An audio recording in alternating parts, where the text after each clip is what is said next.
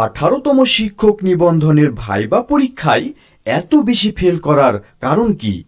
বিগত সালের নিবন্ধন পরীক্ষার ভাইবা ফেল সবচেয়ে বেশি ছিল 15তম নিবন্ধনে 15%-এর মতো, যা সবচেয়ে বেশি ভাইবা ফেলের রেকর্ড।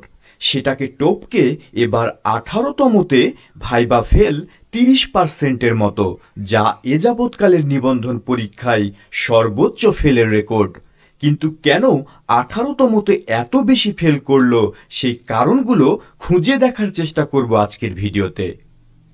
প্রথমেই যে কারণটা হতে পারে বলে আমি মনে করছি তা হলো বর্তমান বাংলাদেশের পরিবর্তিত প্রেক্ষাপটে অনুষ্ঠিত হয়েছে 18তম নিবন্ধনের ভাইবা পরীক্ষা, যার জন্য সংশ্লিষ্ট কর্তারা হয়তো চেয়েছেন আগের যে ধারা ছিল সেখান থেকে বের হয়ে আসতে, গণহারে অনেক বেশি পাশ না করিয়ে এমন কিছু সংখ্যায় পাশ করাতে যেন চাকরি না পেয়ে বাকিরা হতাশ না হয়ে আবার পরের সার্কুলারের জন্য প্রস্তুতি নিতে পারে এবং যারা পাশ করবে তাদের বেশিরভাগই চাকরিতে প্রবেশ করতে পারে।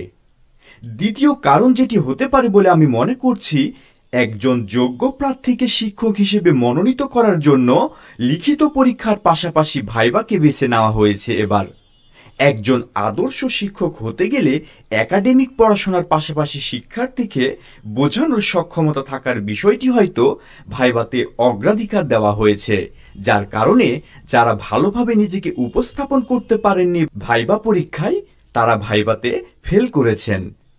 সর্বশেষ তৃতীয় যে কারণটি আমার কাছে মনে হচ্ছে এবার ভাইবাতে বেশি সংখ্যক ফেল করানো হয়েছে কেন, তা হলো রিটেনে মার্ক তুলনামূলক যাদের কম ছিল, যেমন 40 কিংবা 45 পেয়ে যারা পাশ করেছিল, তাদেরকে ফেল করানো হয়েছে। কারণ শিক্ষক হিসেবে মেধাবীদের সুযোগ দেওয়ার জন্য অনেক সিট ফাঁকা থাকার পরেও কম মার্ক থাকায় তাদেরকে ফেল করানো হয়ে থাকতে পারে বলে আমি মনে করছি।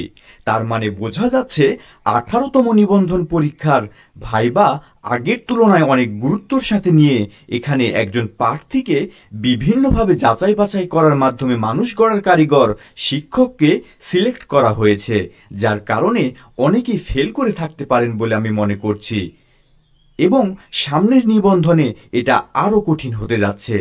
তাই যারা চূড়ান্তভাবে উত্তীর্ণ হতে পারেননি তারা ভেঙে না পড়ে নতুন করে পড়ালেখা শুরু করুন পরের নিবন্ধনে নিজেকে প্রমাণ করার জন্য। এর বাইরেও আপনার কাছে যদি ভাইবাতে বেশি ফেল করানোর অন্য কোনো কারণ থাকতে পারে বলে মনে করেন তা অবশ্যই কমেন্ট করে জানাতে পারেন। যারা সফল হয়েছেন, যারা এবার সফল হতে পারেননি, সবার জন্য শুভকামনা রইল। সামনের জীবনের পথ চলাটি অনেক সুন্দর হোক। ধন্যবাদ সবাইকে।